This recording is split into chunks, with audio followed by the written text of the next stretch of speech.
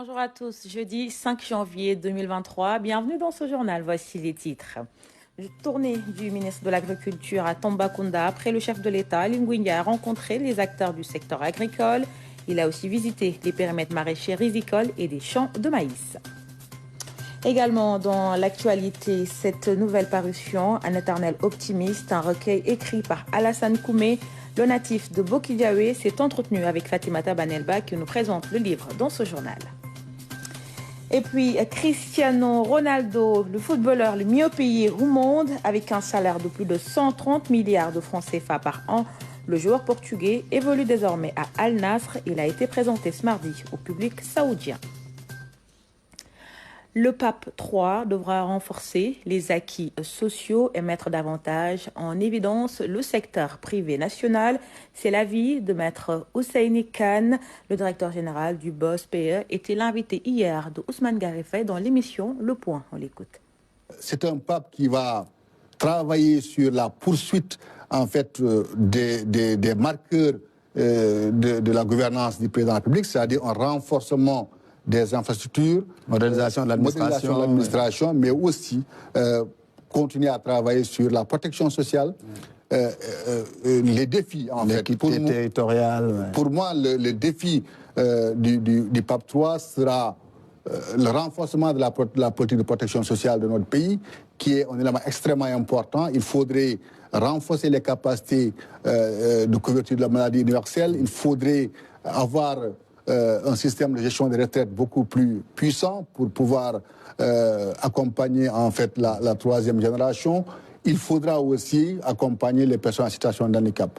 Mais un autre marqueur aussi important du pape III qui sera là, c'est une meilleure aussi répartition territoriale des projets au niveau du Sénégal. Et pour le secteur privé, dans le cas du pape III, ce sera quoi? On espère que le secteur privé sera au rendez-vous du pape III. Ils seront associés, ils sont déjà associés dans le cadrage de ce pape III. Et nous espérons, avec le dispositif mis en place dans le cadre du contenu local sur le pétrole et le gaz, et de l'ensemble des textes, aussi bien le code des investissements qui sera disponible dans quelques semaines, et du code pétrolier, du code gazier, du code aussi même de l'aquaculture, que le secteur privé va jouer pleinement sa partition. En tout cas, c'est la volonté du président de la République de dire qu'il faudrait que la stratégie de mise en œuvre du plan Sénégal émergent soit accompagnée par le secteur privé national. Et nous, au niveau des BOSS, mais aussi au niveau des autres entités de l'État, nous faisons en sorte que le secteur privé soit associé quasiment dans la mise en œuvre de tous ces projets. Cette bonne nouvelle, les derniers tirailleurs sénégalais pourront toucher le minimum vieillesse dans leur pays d'origine. Ils étaient jusqu'ici obligés de vivre au moins 6 mois en France pour toucher cette allocation. Cette annonce du ministre français des Solidarités coïncide avec la sortie ce mercredi du film Tirailleurs de Omar Sy. Seydina Lunfal. Les tirailleurs sénégalais vont pouvoir rentrer définitivement dans leur pays d'origine tout en continuant à percevoir le minimum vieillesse. Le gouvernement français a pris cette décision. Une vingtaine de dossiers ont d'ores et déjà été validés à ce stade, confirme le ministère des Solidarités. Yoro Diaw, je suis né en 1933 à Kermari, Sénégal. Parmi ces anciens tirailleurs, la plupart sont nés au Sénégal, d'autres ont la nationalité mauritanienne ou malienne. Ces vétérans nés dans les anciennes colonies françaises en Afrique et enrôlés dans l'armée française étaient jusqu'ici obligés de vivre au moins 6 mois de l'année en France pour percevoir le minimum vieillesse. Depuis plusieurs années, ils mènent une bataille administrative pour finir leur vie dans leur pays d'origine. En l'état actuel, seul le minimum vieillesse est concerné par cette mesure de tolérance. Mais l'association pour la mémoire des tirailleurs sénégalais qui porte ce dossier depuis des années réclame que les tirailleurs puissent percevoir également la caisse d'allocation familiale ou leur pension d'invalidité depuis leur pays d'origine. Une quarantaine de vétérans sont recensés par l'Office des anciens combattants. Tous ont plus de 90 ans et ont combattu essentiellement en Indochine et en Algérie. Incorporé. Ce geste du gouvernement français coïncide avec la sortie ce mercredi du film Tirailleurs avec Omar Sy. Le film raconte l'histoire de ces tirailleurs sénégalais pendant la Première Guerre mondiale, un film qui a été tourné en grande partie dans les Ardennes. Le corps d'infanterie des tirailleurs sénégalais a été créé en 1857 par Faidherbe, alors gouverneur du Sénégal, avec l'approbation de Napoléon III. Faidherbe s'était inspiré du modèle des tirailleurs algériens constitué 15 ans plus tôt. En avril 2017, la France accordait la nationalité à 28 tirailleurs sénégalais après des années de démarches. 100 ans auparavant avait eu lieu la tragédie du chemin des dames. En un seul jour, 1500 soldats noirs sont tombés. Naturalisation de tirailleurs. Trop tard, c'est une chronique signée Omar Diaw. L'événement a eu lieu au Palais de l'Élysée avec ses salons aux lambris dorés. Il arrive la veille de la commémoration du centenaire du début de la bataille Le Chemin des Dames. En effet, le 16 avril 1917, les bataillons des tirailleurs sénégalais venus des tropiques sont jetés dans la bataille en première ligne avec en bandoulière le courage, la témérité. Que de périls sur ce chemin dit des dames où des hommes valeureux sont allés au sacrifice suprême par ordre entière, fauchés par des mitrailleuses ennemies. Au soir du premier jour, les tirailleurs sénégalais comptaient près de 1500 tués et à la fin de cette offensive Neuville, menée par le général Mangin, 7500 Noirs manquaient à l'appel, soit pratiquement la moitié des effectifs engagés sur ce terrain d'hostilité, d'inéquité face au danger, de peur, d'agonie et de mort. Ces tirailleurs, venus d'ailleurs, sont morts pour la France. Combien d'entre ces braves oubliés dorment sous les terres froides dans des cimetières de moins en moins fleuris? Le massacre de Thiaroye en 1944, avant l'Indochine et l'Algérie, est un autre de ces paradoxes de la stratégie coloniale. Ceux-là qui ont reçu l'identité française sont au crépuscule d'une vie de sacrifice, de privation et même de négation parfois de leur rôle dans la défense de l'Hexagone. Ils sont un peu les décombres d'une armée coloniale perdue et qu'on peine à retrouver dans les livres d'histoire de chez Marianne au chapitre des heures héroïques. Mais puisque mieux vaut tard que jamais, Hollande a concrétisé sa promesse avec un tableau de 28. Une portion congrue comparée à tous ceux qui ont été sous le drapeau français. D'autres suivront s'ils ont la force d'effectuer les démarches, s'ils tiennent à jouir de ce droit qui n'est ni une récompense ni une offrande. Mais pour qui, pourquoi et pour combien de temps encore ? Prendre en charge les préoccupations de la communauté éducative de manière démocratique et responsable, c'est le but des gouvernements scolaires initiés un peu partout dans le pays en partenariat avec le service civique national. L'inspection d'académie de Guédiawaye a formé 38 membres. Cette initiative va permettre aux élèves d'améliorer leur rapport avec les institutions, ce symbole de la République. Pape Kolingam. Ces jeunes élèves sont présidents de gouvernement scolaire, présidents d'assemblée ou présidents de conseil constitutionnel des 11 collèges et lycées de l'inspection de l'éducation et de la formation de Guédiawaye. Ils ont bénéficié d'une session de formation axée sur le civisme et la citoyenneté. Nous avons ciblé 2 volets, 2 compétences à installer. La première, c'est le rapport au symbole de la République. Deuxième volet, c'est l'éco-citoyenneté, le rapport avec le cadre de vie. Et ici, ce sera le collège, la classe. J'apprécie vraiment la raison pour laquelle nous sommes venus ici. Je sais personnellement que ce n'est pas pour rien, car c'était très important. On parlait de l'éducation civique, du bon comportement, du respect des symboles. En tant qu'élève, premièrement, il faut savoir les symboles de la nation, connaître les symboles de la nation, ce que c'est que le drapeau, l'hymne national et la devise. Parce que c'est quelque chose de très important. On ne peut pas dire citoyen et ne pas savoir les symboles de la nation. Cette formation de 2 jours initiée par l'IEF de Guédiawaye en partenariat avec l'ONG Child Fund Sénégal, Pencum Dakarou et le service civique national va permettre aux 36 participants de disposer de compétences de vie courante. Quand vous parlez de vérifier si l'enfant peut participer correctement dans une activité collective, il faut le mettre soit dans un club, dans un gouvernement ou dans une association. Sinon, vous ne faites que le contrôle de connaissances. Et c'est ça la limite de notre école. C'est-à-dire que du préscolaire jusqu'à l'université, nous tous, on vous donne tout de suite une leçon. On vous demande qu'est-ce que les institutions du Sénégal, vous répondez. Mais votre rapport avec les institutions, ce n'est pas réglé. Si nous voulons sauver cette République, aider ces enfants, il faut leur offrir des cadres autres que la classe. Et le gouvernement scolaire est un lieu privilégié.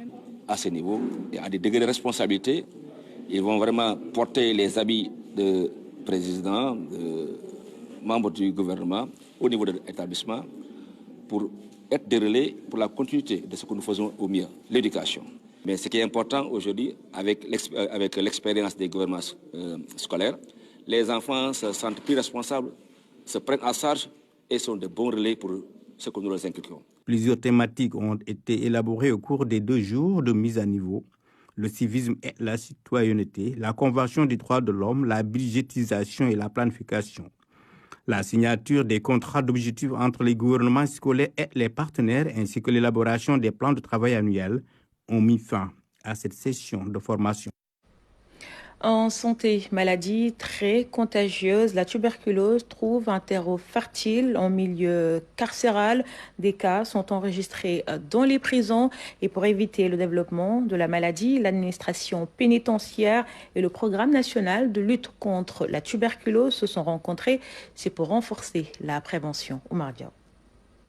Cette concertation a réuni principalement acteurs de l'administration pénitentiaire et représentants du programme national de lutte contre la tuberculose. Comment trouver les cas très tôt avec des techniques de qualité et les traiter aussi correctement. Protéger aussi bien le personnel, les détenus et aussi les visiteurs. Les maisons d'arrêt ne sont pas indemnes de cette maladie bactérienne. La région de Dakar est plus touchée, notamment parce que la région de Dakar concentre une population carcérale assez importante. Tout ce que nous pouvons noter, c'est qu'on a des cas en détention et la tuberculose existe bel et bien en milieu carcéral.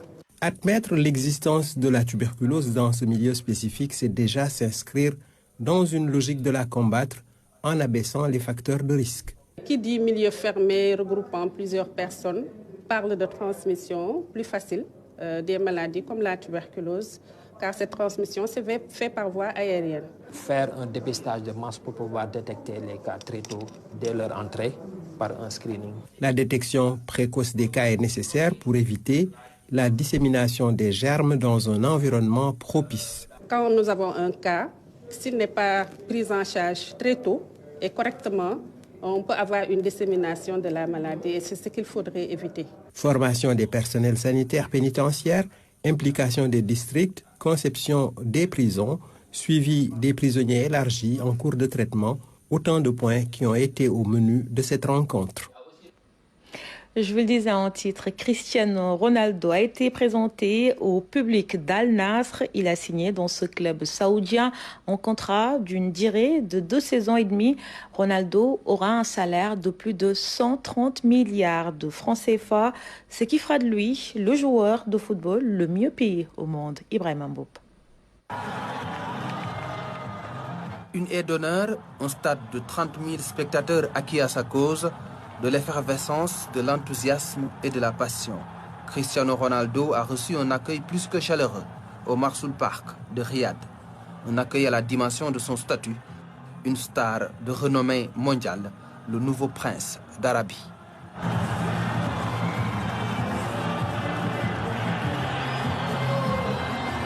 Well, for me, it's a pleasure to be here. C'est un plaisir d'être là. J'ai bien aimé l'accueil d'hier pour moi et ma famille. Je ferai de mon mieux pour le club.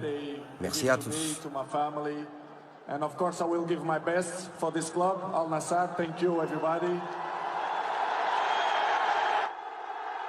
Ronaldo a été présenté au public en grande pompe, en présence de sa femme et de ses enfants. Il suscite déjà une grande attraction.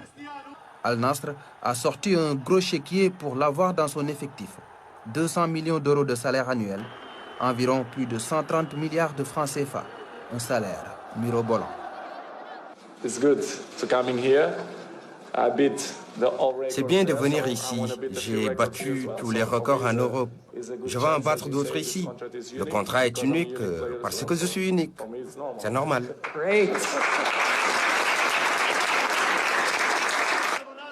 L'arrivée de Cristiano Ronaldo va forcément donner plus de visibilité au championnat saoudien. Pour le Portugais, la signature à Al Nassr intervient à l'âge de 37 ans. Il est au crépuscule d'une riche carrière, le moment idéal pour partager son expérience avec d'autres. I had many opportunities in Europe, many clubs J'ai eu beaucoup d'opportunités en Europe. Beaucoup de clubs me voulaient au Brésil, en Australie, aux États-Unis et même au Portugal. Mais j'avais déjà donné ma parole à Al Nassr. Je veux apporter ma contribution au développement du football et du pays.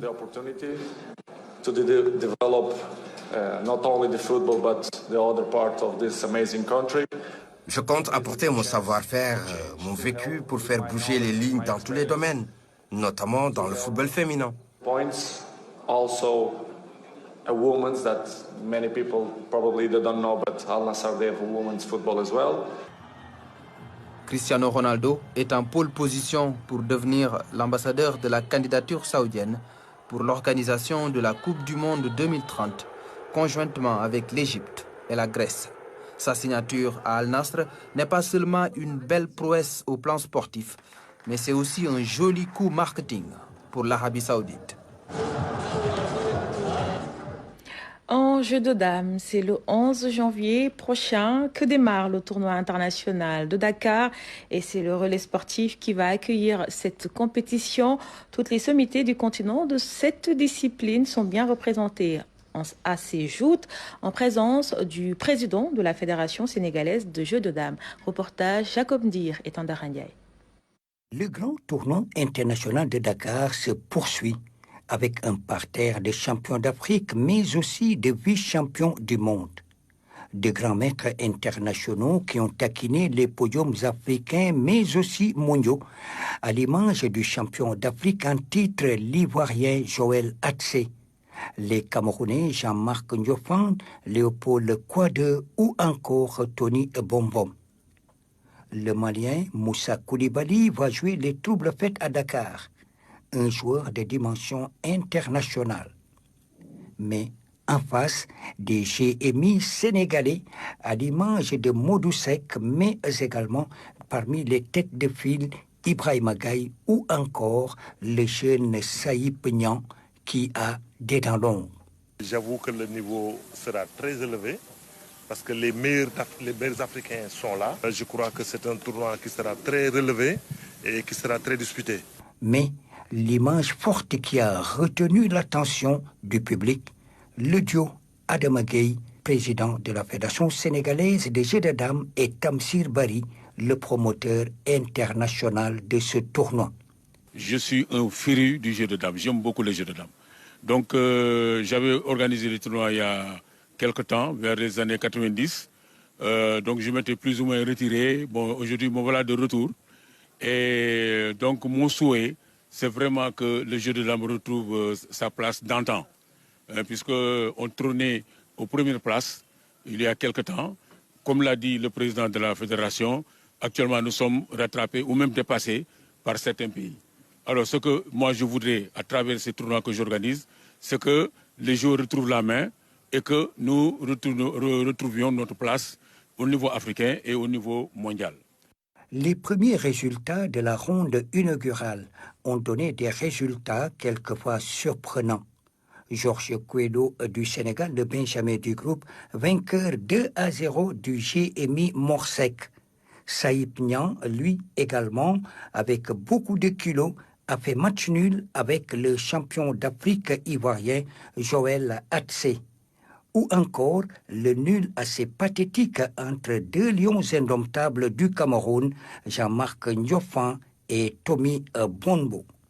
Les autres résultats aux prochaines rondes. L'actualité des régions, c'est tout de suite, juste après ceci.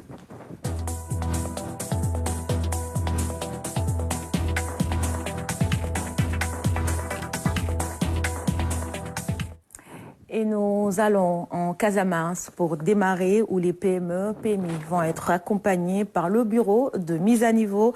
Dans le sud, elles seront 16 entreprises soutenues. Une convention a été signée. Dans ce sens, elle va permettre à ces entreprises de faire des investissements, mais aussi de créer de l'emploi. Abdoulaye Sinkare. Ces entreprises de la zone sud viennent de signer des conventions avec le bureau de mise à niveau. ce qui leur permettra de bénéficier de primes pour assurer leur développement. Concrètement, le bureau va accompagner ces entreprises pour qu'elles puissent réaliser des investissements de production. Donc, ce sont des entreprises qui, globalement, s'activent dans des activités de production et de transformation agroalimentaire. Donc, nous allons les accompagner pour réaliser des investissements comme acheter des équipements de production, acheter des équipements logistiques. Également, nous allons les accompagner dans des formations, mais également dans la mise en place d'outils de gestion. Donc, on va les accompagner pour qu'elles puissent bien s'organiser. Il y a 14 500 emplois directs qui sont attendus dans les agropoles et 35 500 indirects. Et ces emplois ne seront créés que par le privé. Et c'est tout le sens que donne cette cérémonie de signature de convention qui permet à ces PMI, PME, qui quand même comptent, je pense que si mes souvenirs sont bons, 177 emplois mobilisés avec ces 16 PME. L'investissement global de ces 16 entreprises s'élève à 450 millions de francs. Elles vont bénéficier de primes à hauteur de 177 millions. Essayer de montrer aux opérateurs économiques qu'il y a de l'argent. L'État a mis de l'argent sur le circuit pour encourager l'économie. Il faut en profiter. Il ne faut pas avoir peur du crédit. Je l'ai toujours dit aux opérateurs économiques. N'utilisez pas votre argent propre pour investir. Non. Utilisez l'argent des banques. Si vous croyez à votre travail, si vous croyez à votre entreprise, utilisez l'argent des banques et travaillez. Les entreprises bénéficiaires vont se positionner et beaucoup d'attentes sont nourries. Nos attentes, c'est de voir nos entreprises bénéficier largement de cet accompagnement-là en renforçant leur capacité, en renforçant leur performance, mais en se mettant à niveau par rapport aux normes exigées par le développement. Donc l'autre attente, c'est de voir également nos entreprises faire les efforts nécessaires pour se mettre à niveau, permettre à d'autres entreprises de pouvoir continuer à bénéficier de l'accompagnement du bureau de mise à niveau. L'objectif du bureau de mise à niveau est d'accompagner une cinquantaine d'entreprises d'ici 2024. Ali Ngouille sur les pas du chef de l'État. Après le président Macky Sall, le ministre de l'Agriculture était à Tambacounda sur place. Il a visité des périmètres maraîchers, rizicoles et des champs de maïs en préparation pour la contre-saison dans les départements de Tambacounda et de Bakel. Pendambao. Après la tournée économique du président Macky Sall dans la région de Tambacounda, le ministre de l'Agriculture prend le relais avec une visite dans les zones de production. D'abord dans le département de Tambacounda, commune de Missira, à Bira village. Ici, Ali Ngouille rencontre le producteur Djibril Nardiop qui, après un hivernage réussi, compte aller en contre-saison maïs sur plus de 1000 hectares et 5000 hectares pour la prochaine campagne. Son objectif, participer à l'élan national dans le cadre de la souveraineté alimentaire. Cette année-ci, on compte aller en contre-saison avec le ministre de l'Agriculture, parce que tout en sachant que c'est un cultivateur qui va nous accompagner, parce qu'il connaît le métier, donc nous, on a beaucoup d'espoir sur lui. Donc cette année-ci, je vais faire 1000 hectares en irrigué, en collaboration avec le ministère de l'Agriculture. Il a déjà eu à emblaver durant l'hivernage une centaine d'hectares. Nous sommes en train de travailler avec lui pour qu'il puisse aller au-delà. Avec du maïs irrigué. Ce qu'on a visité ce matin, il est dans de très bonnes dispositions et nous lui avons promis un accompagnement parce que comme vous le savez, rien que cette année, on a importé pratiquement un tiers donc de nos besoins en maïs. Ça veut dire qu'on est assez loin de l'autosuffisance. Et les besoins sont là et nous pensons qu'il peut être accompagné pour nous aider à l'atteindre. Après Missira, cap sur Goulombou, Guène et Afia, où le ministre a visité les périmètres de bananes avec la coopérative des producteurs dirigée par celui qu'on surnomme le roi de la banane. On est allé de 5000 tonnes à aujourd'hui 70 000 tonnes. Nous avons atteint 85% des besoins du marché national. La tournée économique de son Excellence M. Macky Sall en 2016 a relancé la filière banane sénégalaise avec le lancement du programme de perfectionnement de la filière banane sénégalaise en mettant en place une enveloppe de 3,3 milliards. Ceci a permis de renouveler certains équipements, d'améliorer la qualité des plants, de changer les équipements, de changer l'irrigation et également de former également les producteurs donc, dans la production de bananes. Bon, j'ai été très satisfait. J'avais toujours entendu parler du roi de la banane, comme on l'aime l'appeler. Et effectivement, en venant ici, on se rend compte de l'importance du travail qu'il a eu à accomplir ici avec les Tambacoundois de façon générale, parce qu'ici, c'est quand même le premier employeur de la région de Tamba. Et j'ai également été impressionné quand j'ai vu Madame Marguerite nous présenter la farine de banane et le chakri banane, donc sans gluten, je précise, et c'est important. Ça veut dire qu'aujourd'hui, il est possible d'avoir d'autres utilisations de la banane sans ce que nous connaissons. Donc, je pense qu'il faut peut-être qu'on mette un peu ses besoins dans les besoins supplémentaires de bananes pour que déjà, en accompagnant l'autosuffisance, qu'on puisse également faire d'autres dérivés de la banane. Nous allons également l'accompagner pour l'aider à transformer. Dernière étape, le département de Bakel. Ici, la tutelle est allée à la rencontre des producteurs de maïs, mais aussi des producteurs de piments qui, malgré le manque de moyens, arrivent à avoir des revenus conséquents. Il y a de fortes potentialités qui sont là, qui sont inexploitées. Et nous voudrions vraiment qu'on accroisse l'investissement pour qu'on dote de la zone en fait de véritables périmètres. Le périmètre rizier de Kolengal a été aussi visité. Sur place, le ministre trouve des producteurs qui s'apprêtent à aller en contre-saison chaude sèche. Cependant, il souhaite avoir des financements du matériel agricole, entre autres doléances. La présence de la DPV dans le département est également souhaitée. À toutes ces doléances, le ministre apporte des solutions à court, moyen et long terme lors de sa rencontre avec les producteurs de Bakel. Du Sénégal oriental, nous partons à Matam. C'est pour vous présenter un nouvel ouvrage, Un éternel optimiste. C'est le recueil de poèmes de Alassane Koumé, un jeune poète natif de Bokidiawé. Dans son livre, il traite beaucoup de sujets d'actualité qui préoccupent le monde. L'ouvrage, édité l'année dernière, est digeste et facile à lire, selon Fatimata Banelba, qui l'a parcouru pour nous. Regardez. Aux âmes bien nées, la valeur n'attend point le nombre d'années. Une citation qui collerait bien à Alassane Koumé.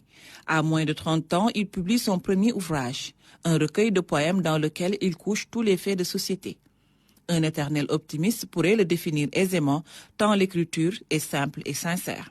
En fait, la poésie, c'est un moyen pour moi, pour tout auteur, de pouvoir extraire ses sentiments les plus enfouis en lui. Et c'est ça qui a fait que j'ai choisi la poésie pour exprimer mes émotions. Mais au-delà de ça, écrire sur des poèmes qui touchent un peu la vie, le quotidien des Sénégalais, le quotidien des Foutanké, le quotidien des Bokidiawa. Et c'est ça aussi qui m'a permis de pouvoir condenser toutes ces idées dans un seul livre qu'on appelle intitulé Un éternel optimiste. Jeune et ambitieux, Alassane Koumé a su garder intacte sa détermination et sa confiance. Il a tiré de chaque difficulté surmontée une leçon de vie pour aider tous ceux qui le souhaitent à construire un monde meilleur. Il trouve son inspiration un peu partout, mais ses origines semblent fortement influencer ses écrits. Un éternel optimiste, c'est celui qui voit toujours le côté positif des choses. Donc moi, je suis quelqu'un qui, au fil des temps, a pu produire quelque chose. Parce qu'en fait, dans tous mes combats, j'ai toujours eu cette question d'optimisme. Donc ce poids d'optimisme m'a toujours parcouru et que c'est ça qui a fait que j'ai pu produire un livre. Parce que déjà, comme je vous ai dit, mon père est décédé en 2019. Et 2019, ça coïncidait avec la date de parution dont j'avais terminé le livre. C'est ça qui a fait qu'après tant d'optimisme, après tant de positivisme, j'ai pu me redresser, me relever et me dire que oui, c'est possible. Un éternel optimiste est une succession de poèmes sur 100 pages dans lequel l'auteur traite de sujets aussi divers que variés. Son sens aigu de l'écoute et son amour inconditionnel pour sa grand-mère lui ont permis d'atteindre la maturité. Ce qui a fait la quintessence de ce livre, c'est la relation que j'ai eue avec ma grand-mère. Ma grand-mère, c'est ma confidente, comme je l'ai intitulé un poème, ma grand-mère, ma confidente. Donc, que j'intitule souvent Mamoyam, ma très chère grand-mère. Donc, elle m'a beaucoup inspiré et c'est ça qui a fait que quand il était question d'écrire, j'ai pas pensé à autre chose. Parce que quand j'écris, j'écris de manière libre, j'écris de manière à ce qui me vient à l'esprit, femme, parce qu'il y a des poèmes que je dédie aux femmes. Quand je parle de la violence faite aux femmes, et même au niveau de l'Assemblée, parce que j'ai écrit, vous voyez, c'est en novembre 2022, alors que l'incident à l'Assemblée s'est produit juste après. Donc vous voyez, j'ai déjà écrit des textes qui relatent en fait le quotidien des Sénégalais. Natif de la région de Matam, dans la commune de Bokidiawé, Alassane Koumé est un jeune Foutanké très ancré dans ses valeurs. Il est titulaire d'une maîtrise en études anglophones à l'université Cheikh Anta Diop de Dakar. Il fait partie aujourd'hui des bonnes graines du Fouta qui, à travers leurs plumes, veulent changer la vision des choses pour un monde plus optimiste. Merci Fatimata Banelba de la RTS 5 Matam. Et c'est ainsi que s'achève cette édition. Merci également pour votre fidélité. L'information revient dans quelques instants avec Adiaratou Ramaboye pour les Khibars. Bel après-midi à tous et à demain.